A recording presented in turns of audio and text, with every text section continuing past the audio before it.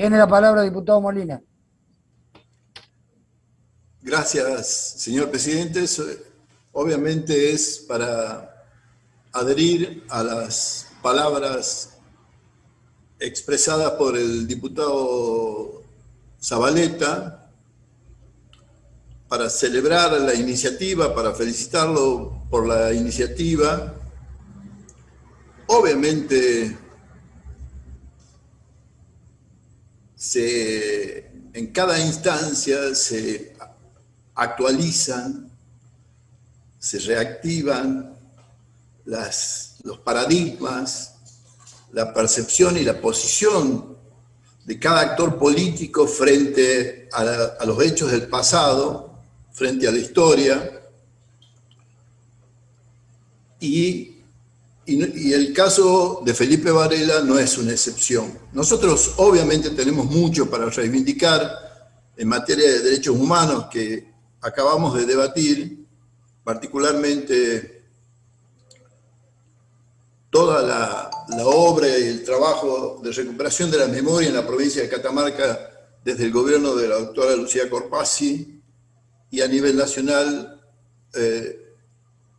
el nivel de compromiso del presidente Néstor Kirchner y Cristina Kirchner en el rescate de la memoria y en dotar de recursos y herramientas a los organismos de derechos humanos para fortalecer la posición.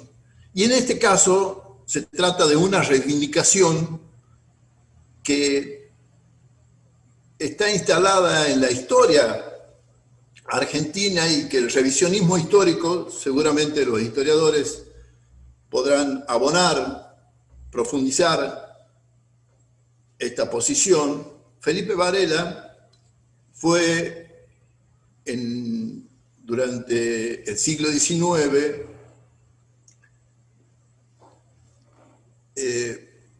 puesto en el lugar de la barbarie, porque la dicotomía que existía en ese momento era civilización o barbarie.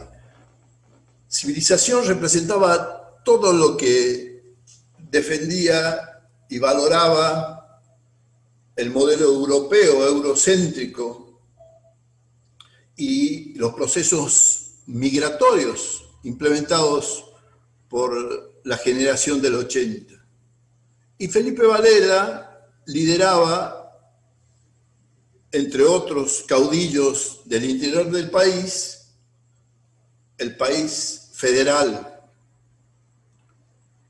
Y no casualmente en los papeles se instaló la visión, en la historia se instaló la visión de que la República Argentina, y la Constitución así lo dice, es un país federal.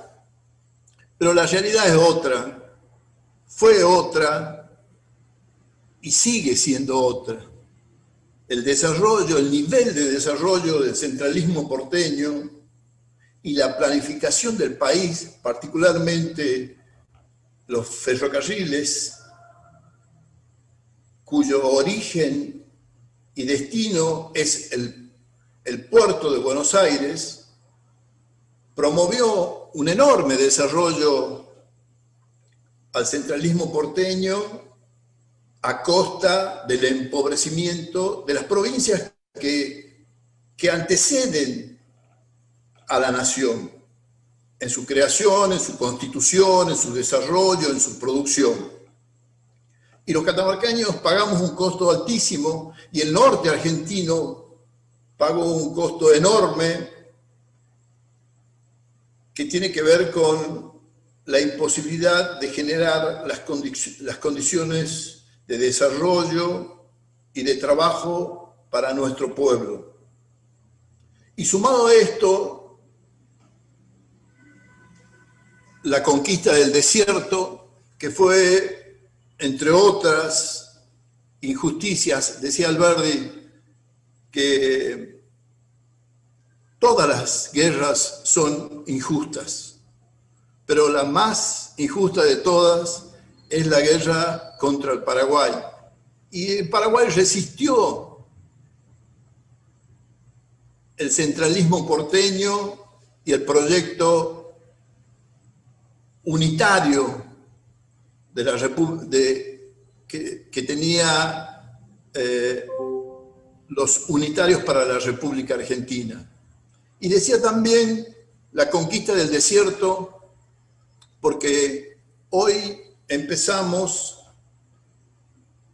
a revisar la historia y a reconocer los derechos de los pueblos originarios como una minoría, porque fue un proceso, fue una masacre, fue un proceso de exterminio, fue un genocidio.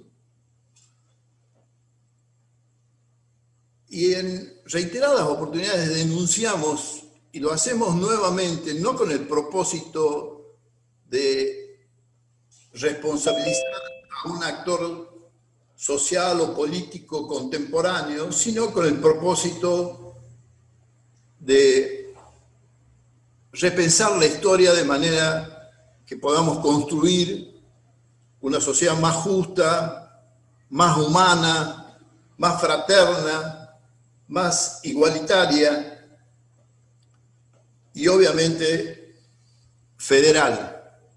Y Felipe Varela en ese sentido fue un aporte enorme, con un discurso ideológico político brillante que convocaba a la unidad de los pueblos de América Latina. Por lo tanto, y lamentablemente hasta la samba, o hasta que alude a la batalla de Vargas, que expresa que Felipe Varela matando viene y se va. Es tan injusta esa posición y esa lectura, es tan centralista que entiendo yo que la lucha de Felipe Varela, reivindicada en este proyecto, debería modificar nuestra posición, nuestra visión, nuestra versión y enseñar a nuestros hijos y a nuestros estudiantes que Felipe Varela, luchando, viene y se va. La batalla de Vargas fue, lamentablemente, el espacio en el que se frustró un proyecto de nación que quería